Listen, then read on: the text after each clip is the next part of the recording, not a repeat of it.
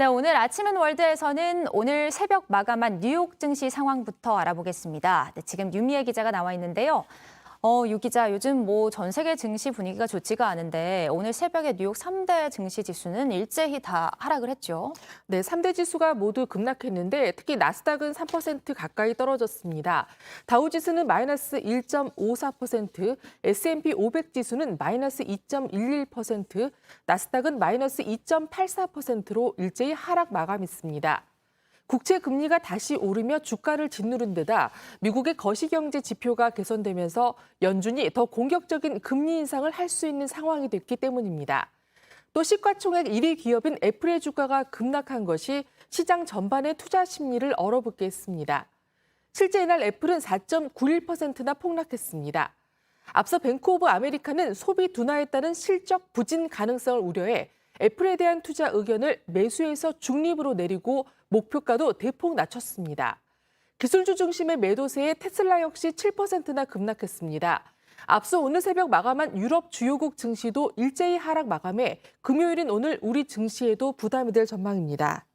네, 다음은 우크라이나 소식 넘어가 볼 텐데요. 이번 주에 저희가 러시아와 우크라이나 4개 그 점령지 간의 영토 합병 관련해서 계속 보도를 해드렸는데 그 조약이 곧 체결될 거라고요? 네, 페스코프 크렘린궁 대변인은 브리핑을 통해서 이를 공식 발표했습니다. 새로운 영토를 러시아로 합병하는 조약 체결식은 30일 모스크바에서 열릴 예정이며 푸틴 대통령이 직접 참석한다고 전했습니다. 부정투표 논란 속에 치러진 이들 4개 지역 주민투표의 결과를 근거로 강행하는 겁니다. 미국은 대러 추가 제재를 예고하면서 우크라이나에 첨단 무기를 추가로 지원하기로 했고요. 젤렌스키 대통령은 가혹한 대응이 있을 거라는 성명을 발표했습니다. 유엔 사무총장도 오늘 새벽 이는 절대 용인돼선 안 된다며 법적 효력이 없다고 비판했는데 잠시 들어보시겠습니다. Any decision to proceed with the annexation of Donetsk, Luhansk, Kherson, and Zaporizhia, regions of Ukraine, would have no legal value and deserves to be condemned. 예, 한쪽에선 밀어붙이고 한쪽에선 용인할 수 없고 우크라이나 사태가 더 꼬여만 가는 것 같은데요.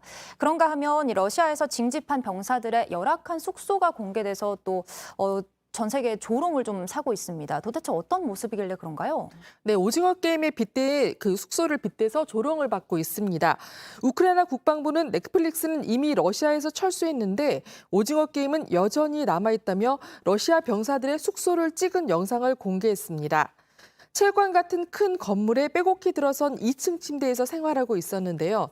2층 침대는 4자리가 한 세트로 돼 있으며 다닥다닥 붙어있는 모습입니다. 병사들은 침대 사이사이로 난 좁은 길을 오가고 있고요. 이 영상은 각종 SNS와 세계 최대 온라인 커뮤니티 등으로 퍼져나가며 전 세계 누리꾼들의 조롱을 사고 있습니다. 예, 이렇게 보니까 또 오징어 게임에 그 침대들이 연상되긴 하는 것 같습니다. 마지막은 바이든 미국 대통령 소식이에요. 올해 80살, 굉장히 고령이고 계속해서 건강 이상설이 나오고 있는데 이번에 또 그런 사건이 있었습니다. 어떤 행사에서 최근에 숨진 한 의원의 이름을 계속 부르면서 찾았다고요? 네, 현지 시간 28일 워싱턴의 한 행사장을 찾은 바이든 대통령이 공화당 소속인 한 연방 하원 의원을 찾았는데요. 먼저 직접 들어보시고 설명드리겠습니다. Of Government, Senator Braun, Senator Booker, Representative Jackie, are you here? Where's Jackie? I didn't think she was going to be here to help make this a reality. 네, 그런데 바이든 대통령이 거듭 찾은 제키 하원 의원은 지난달 교통사고로 숨졌습니다. 더구나 당시 바이든 대통령은 애도 성명을 내고 조기 개항도 직접 지시했었습니다. 당연히 이 일이 벌어진 직후 백악관 브리핑실에선 건강 이상설을 둘러싼 질문이 쏟아졌습니다. 올해 80살인 바이든 대통령은 허공을 향해 악수하는 모습이 포착되는가 하면 자전거를 타다 넘어져 건강 이상설이 끊이지 않습니다. 네, 오늘 아침엔 월드 여기까지 듣겠습니다. 유미애 기자 잘 들었습니다.